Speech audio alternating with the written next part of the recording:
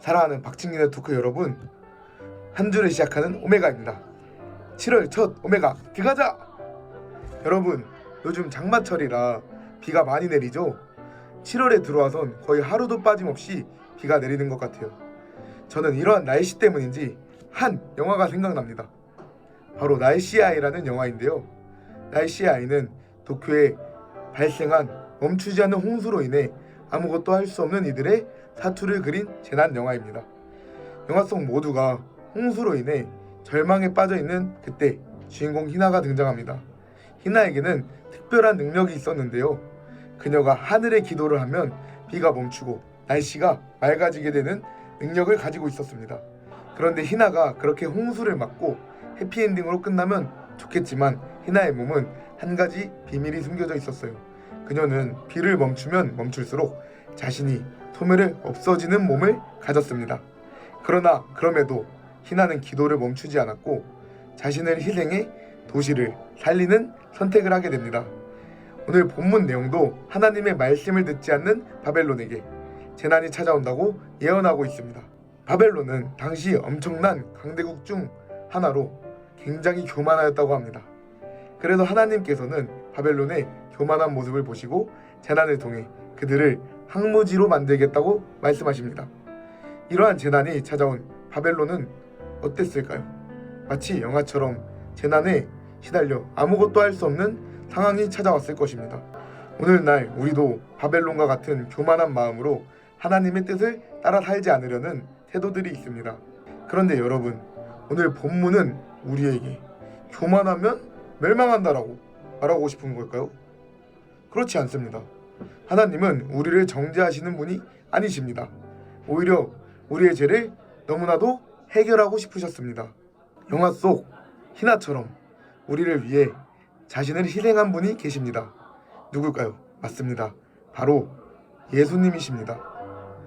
하나님께서는 교만에 대한 심판이 아닌 사랑으로 아무 죄 없으신 예수님을 보내셔서 십자가에서 모든 죄를 예수님의 보혈로 덮으셨습니다. 저도 오늘 본문과 같은 상황에 여러 번 처한 적이 있습니다. 저는 모태신앙으로 태어나 어머니 밑에서 사랑과 율법을 배우며 자랐어요. 그러다 보니 친구들과의 관계에서 친구들이 비도덕적인 행위를 보여줄 때마다 친구들을 정죄하며 교만한 마음으로 평가했습니다. 이런 문제로 친구들과 싸우는 날들이 날마다 늘어났어요. 그렇게 싸우고 집에 들어갈 때면 저는 속으로 나는 절대 사과를 하지 않을 거야. 나는 굳은 마음을 가지고 있었습니다. 그런 굳은 마음을 품고 살아가던 중 어느 날 교만함에 대한 설교가 나와 마음이 더 불편해지기 시작했습니다. 성령님께서는 그 설교가 분명히 저에 대한 말씀이라는 확신을 주셨지만 저는 외면했습니다. 그러나 계속해서 찾아오는 불편함을 해결할 수 없던 저는 끝내 기도실로 발걸음을 돌렸습니다. 무거운 마음으로 기도를 시작하고 주님께 제가 무슨 죄를 지었냐며 소리 높여 기도하는데 친구들에게 교만함으로 나아가는 저를 되돌아보게 하셨습니다. 그리고 이런 교만한 저를 위해 언제나 사랑으로 인내하신 예수님의 십자가 사랑이 풀어지게 되었습니다.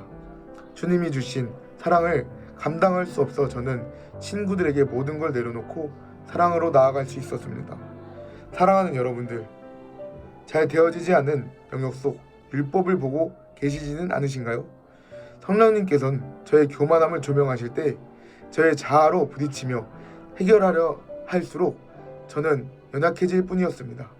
그러나 저의 교만함으로 해결되지 않았던 문제들이 하나님께서는 저의 교만함에 대한 벌이 아닌 오히려 사랑으로 인도하셨습니다. 여러분, 바울 사도는 구약의 율법의 요구를 만족시키지 못하여 제 무거운 짐을 지고 있는 우리에게 예수님이 오셔서 십자가를 지심으로 모든 율법의 의를 이루었다고 말하고 있습니다. 그리고 누구든지 성령님의 인도하신 바가 되면 그는 이 진리 안에 있고 이 진리 안에 있는 자는 더 이상 율법 아래 있지 않을 것이라고 말씀하십니다. 사랑하는 여러분, 혹시 율법의 얼매여 바벨론과 같은 상황과 환경을 바라보고 계신가요? 그런 상황과 환경에 속는 것이 아닌 오늘날 우리에게 찾아오신 성령님의 인도하심을 바라보는 박진규 네트워크 되길 소망합니다.